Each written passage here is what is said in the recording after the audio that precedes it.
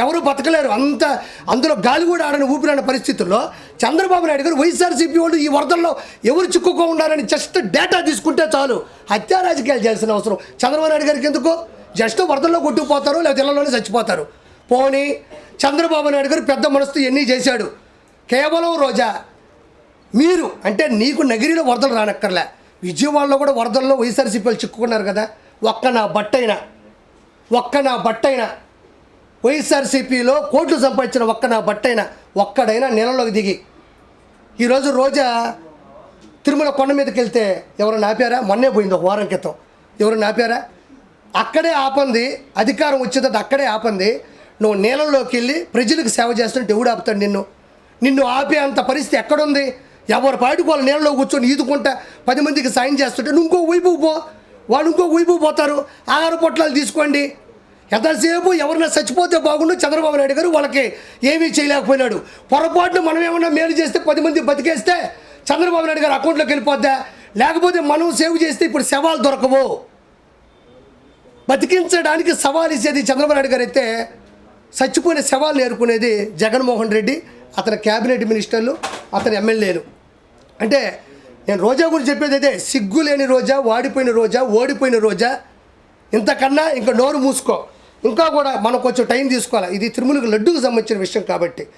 ఇగో ఈ మనిషి ఏం చేసిందంటే అడ్డదిడ్డంగా సంపాదించినటువంటి ఇదిగో అడ్డగాడిద ఉన్నాయి ఇస్తున్నాను సార్. ఇదేదో పెట్టారు, ఒక్క నిమిషం సార్ అన్న అంజయ్ అన్న. ఇదిగోండి చూడండి ఆ మనిషి. ఇగో ఈ రోజా గారి వీడియో కదా ఇది, రోజా గారే కదా. ఇవే కదా ఇవిలాంటి ఇంకో రెండరమ్మ అంటున్నావు. ఈవిడే ఎక్కువ భూమికి భారం నాయనా. ప్రపంచంలో ఈవిలాంటి మనిషి బ్రహ్మదేవుడు కూడా పుట్టేచ్చు. ఎందుకు చెప్పు? ఆయనే భయపడుతుంటాడు. నన్ను ఏమన్నా తిరుమల దాకా వచ్చారు, పైన నా దగ్గరికి ఏమన్నా వస్తారని. అక్రమార్కురాలు, అమాయకురాలు అంటారు, అమ్మాయి అంట అలా. చూడండి ఒక్క నిమిషం ఇది ఒకసారి చూడరా, ఒక్క నిమిషం ఇది పెట్టి బాబాయ్. అవును ఒక్క నిమిషం. మొదట ఈవిడ పెట్టింది ఏంటంటే తిరుమల లడ్డు ముమ్మాటికి టీడీపీ కుట్ర. హైలైట్ ఏం తెలుసా? భగవంతుడు హింట్లు ఇచ్చేస్తూనే ఉంటాడు. చూడు, తిరుమల లడ్డు ముమ్మాటికి టీడీపీ కుట్ర అని పెట్టి పోలింగ్ పెట్టిందమ్మా. అవును కాదు అని పెట్టింది తర్వాత తాగుంటుంది. ఖచ్చితంగా రోజా ఇది పెట్టినప్పుడు తాగింది మా అమ్మ మీదొట్టు, నాకు తెలుసు కాబట్టి మీకు దండం పెడతా. రోజా ఇది పెట్టినప్పుడు తాగింది. ఎందుకంటే మనం చేసిన అక్రమాలు 164 సీట్లు కూటమికి ఇచ్చి ఓటమైనా ఇంత ధైర్యంగా ఇది పెట్టిందంటే దిక్కుమాల మంది ఏదో తాగింది. తాగకపోతే అంత నిషాలో తప్ప ఇది పెట్టలేమన్నాము. అమ్మ మీద ఉంటే చెప్తున్నా, నిషాలో ఉంది కాబట్టి ఇది పెట్టింది, కానీ ఎవరూ డేర్ చేయలేకపోయినారు దీన్ని. అంటే తిరుమల లడ్డు టీడీపీ కుట్రాన్ని పెట్టగలిగిందంటే తాగుంది. ఒక్క నిమిషం అన్నయ్య, లైవ్ అయినా పర్లేదు, జనాలు కావాల్సింది నిజాలు కాబట్టి. ఇగో తిరుమల లడ్డు మమ్మాడి కుట్ర చూడండి. అది ఇదిగో అవును కాదు పెట్టింది, అవును కాదని, అవును కాదు కట్ చేస్తే ఇదిగో అవును కాదని పెట్టింది కదా. ఇటు చూడండి, ఇక్కడ కాదు మీద కొడితే అవునని వస్తుంది చూడండి, చెమట వల్ల. ఇదిగో అవునని కొడితే, ఇదిగో కాదని కొడితే అవునని వచ్చింది. క్షమించాలా అంటే కాదని కొట్టినా కూడా ప్రెస్ బటన్ ఎక్కడ పెట్టింది సాఫ్ట్వేర్లు అంటే అవునుకు పెట్టేసింది. మళ్ళీ అవును కొడితే అవునే. ఆ స్క్రీన్ షాట్ ఒకటి వచ్చింది, ఇది ఒక్కసారి అండి. ఎందుకు బాబా ఇది పెట్టారు కదా, నాకు సుజీరణ పెట్టాడు. చూడు, తిరుమల లడ్డు కల్తీ తప్పు ఎవరిదని పెట్టింది. అక్కడేమో తనకు నచ్చినట్టుగా బటన్ సాఫ్ట్వేర్ పెడితే ఇక్కడ చూడండి ఎవరికి ఎంత పర్సెంటేజ్ వచ్చిందే తీసుకుంటున్నారా? ఒకసారి చూడండి. ఎందుకంటే మనకైతే అర్థమవుతుంది అన్న. కొంతమంది పాపం ఊర్లలో ఉంటారు, ఊర్లు అంటారు మా జగన్ చాలా మంచోడు, ఇటు అంటారు మా జగన్ చాలా మంచోడు, చాలా అమాయకుడు అంటుంటారు. వాళ్ళకి నిజంగా మనం చైతన్యపరచకపోతే ఈసారిగా 40 కాదు కదా 4% ఓట్లు కూడా రానియకూడదు ఈ దొంగకి, ఈ దౌర్భాగ్యుడికి. తీసుకున్నారా? Okay done. పవన్ కళ్యాణ్ గారికి 8%, తిరుమల రెడ్డి కల్తీ తప్పు అవుతుంది 23లో, చంద్రబాబు గారు 27%, వైఎస్ జగన్మోహన్ రెడ్డి 72%. సాఫ్ట్వేర్ వినియోగించినా కూడా దెబ్బగా దాన్ని డిలీట్ చేసేసింది. అంటే ఎవరికో డబ్బులు ఇచ్చిందన్న, డబ్బులు ఇచ్చింది, వాడు సాఫ్ట్వేర్ పెట్టేశాడు, ఆవిడకి అనుకూలంగా వస్తున్నాయి, కానీ అయినా కూడా ఇది తిరిగి అటు ఇటు కొట్టేసరికి దాన్ని తీసేసింది. తర్వాత నేను ఎప్పుడు మాట్లాడినటువంటి గొప్ప వ్యక్తి, రోజా కన్నా కూడా మహాసాధ్వి, గొప్ప వ్యక్తి, సానుభూతి పరురాలు లక్ష్మీ పార్వతి. నేను కొన్ని సంవత్సరాల నుంచి చూస్తూ ఉండా, ఏంది ఈవిడ బాధ, ఏంది, ఏమి ఈవిడికి అంత కష్టం వచ్చింది, అసలు ఈవిడ ఎవరు అని నేను కొంచెం ఆలోచించగలిగితే నేను అనుకున్నాను, స్వర్గీయ శ్రీ విశ్వవిఖ్యాత నట సార్వభౌమ నందమూరి తారక రామారావు గారి సతీమణి, అర్ధాంగి, భార్యామణి, ఇల్లాలు. నిజంగా చెప్తున్నా, నాకు తెలియదు, నేను ఎప్పుడు ఆవిడ చచ్చిపోయింది అనుకున్నా. నిజంగా చెప్తాను, మా అమ్మ మీద నేను అబద్ధం చెప్పట్లే. ఎన్టీ రామారావు గారు చనిపోయిన సందర్భం ఏంది, నిజంగా అంత గొప్ప వ్యక్తికి ఇల్లాలైనప్పుడు నిజంగా చెప్తున్నా, జీవితం మీద విరక్తి పొందాల. స్వర్గీయ ఎన్టీ రామారావు గారికి ఇల్లాలైన తర్వాత ఆయనతో గడిపిన క్షణాలు, మధురానుభూతులు, ఆ సన్నివేశాలు, ఆ సందర్భాలు తలుచుకుంటూ అంత గొప్ప వ్యక్తికి చివరి రోజుల్లో నేను ఉండగలిగాను అని నేను ఆడమనిషిగా పుడితే మాత్రం ఇట్లా ఆలోచిస్తా, ఏమనంటే చాలు అని. లేకపోతే ఇదేం కర్మ, ఇది అక్కడ పదవి పోయింది కదా అని చెప్పేసి ఈరోజు జగన్మోహన్ రెడ్డిని పట్టుకొని నా కొడుకు అంటుంది. నేను ఒకటే చెప్తాను లక్ష్మీపార్వతికి, ఇద్దరు కలిసి కూర్చోండి, కొడుకు దిద్దిన కాపురం సినిమా చేసుకోండి.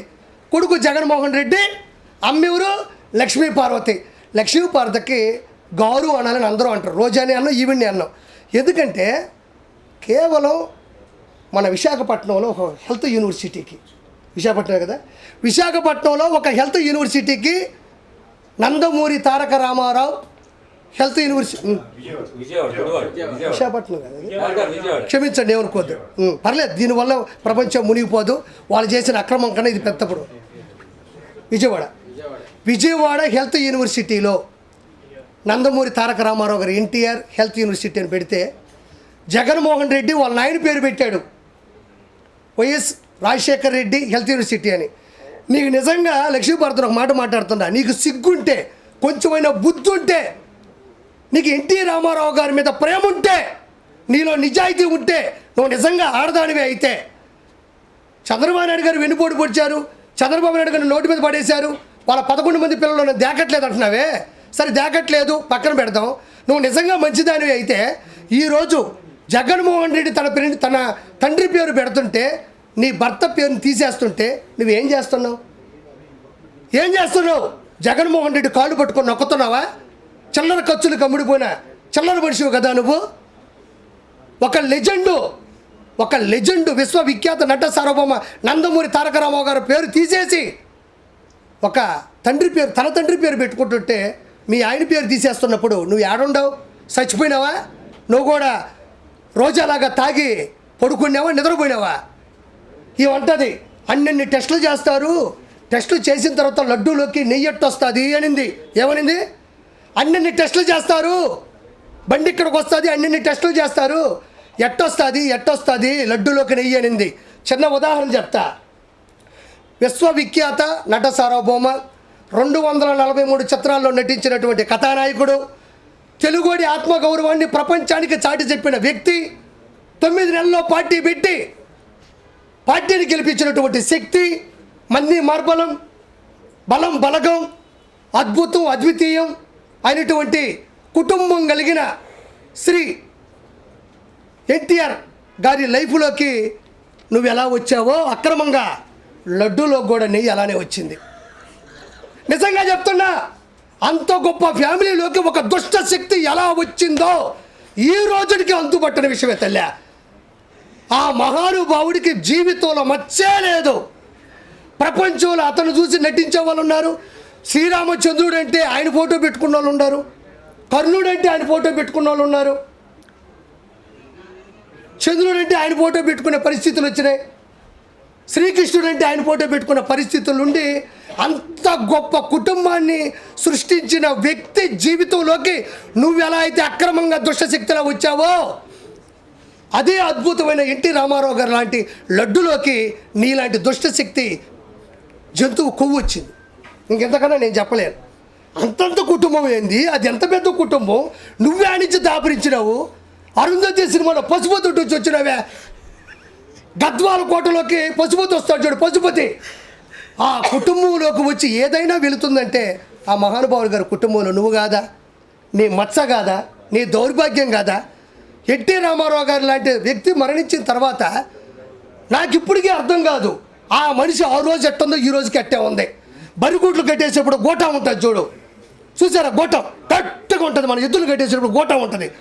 ఆ గోటా ఉన్నట్టుండవు. కానీ అయ్యో ఆ మహానుభావుడు చనిపోయాడే, అంత గొప్ప వ్యక్తిని నేను కాపాడుకోలేకపోయానే, అంత గొప్ప వ్యక్తి. నువ్వు సన్యాసం తీసుకో. ఉన్న 10 రూపాయల డబ్బులు కొట్టేసి ఉంటావు ఆ రోజుల్లో. అంత పొలాలు గిలాను కొనుక్కొని ఆ దేవుణ్ణి ప్రార్థించుకుంటూ ఉండాల్సిన నువ్వు ఈరోజు గోటంలాగా ఎలా బతుకుంటావో నాకు అర్థం కావట్లే. ఎవరైనా, నేను నిజంగా చెప్తాను, అంత గొప్ప వ్యక్తులు కోల్పోయినప్పుడు అది పిల్లల కన్నా కూడా, కుటుంబ సహచరుల కన్నా కూడా నీకు ఎక్కువ ఉండాలి. నీకు ఏడా కోసి ఉండదు. మంచిగా స్టిక్కర్ వేసుకుంటావు, బాగా తిరుక్కుంటా ఉంటావు, జగన్మోహన్ రెడ్డి నా కొడుకు అంటావు. ఇది ఒకటి. దాని తర్వాత ఇదే లక్ష్మీ పార్వతి. ఈ లక్ష్మీ పార్వతి ఎవరైతే ఉన్నారో, ఈ మనిషి పదవుల కోసం ఆరాటపడే వ్యక్తి. ఇప్పటికి కూడా 3 లక్షలు 4 లక్షలు జగన్మోహన్ రెడ్డి డబ్బులు వేస్తాడు. భర్త మీద ప్రేమ ఉన్నట్టు ఒలకపోస్తుంది, ఏడొస్తుంది. యూనివర్సిటీకి పేరు తీసేస్తే మాత్రం ఏమాత్రం పట్టించుకోదు.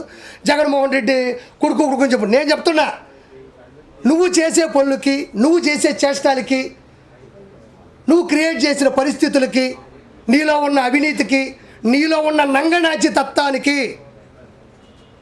తెలియక పాపం నీ తల్లిదండ్రులు లక్ష్మీ పార్వతి అని పేరు పెట్టారు.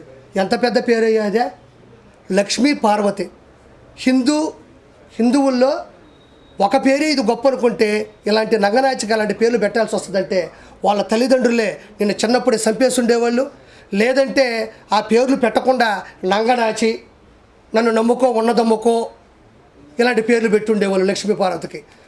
అంటే ఈవిడ గురించి అందరికీ తెలిసిందే, చాలా తెలియాలి. ఈ రోజుకు కూడా బతికి ఆ కుటుంబం పరువు తీసే ఏకైక వ్యక్తి ఎవరైనా ఉండాలంటే ఈ మనిషి. ఆయన పట్టుకొని వాడు గీడు అంటది అంటే కేవలం ఏమీ లేదు. ఆ రోజుల్లో ఈవిడి నుంచి కుటుంబాన్ని కాపాడడంలో చంద్రబాబు నాయుడు గారు ఏదైతే మంచి పని చేశాడో, ఎంతైతే గొప్ప పని చేశాడో, ఆ పనిలో ఈవిడ నలిగిపోయింది.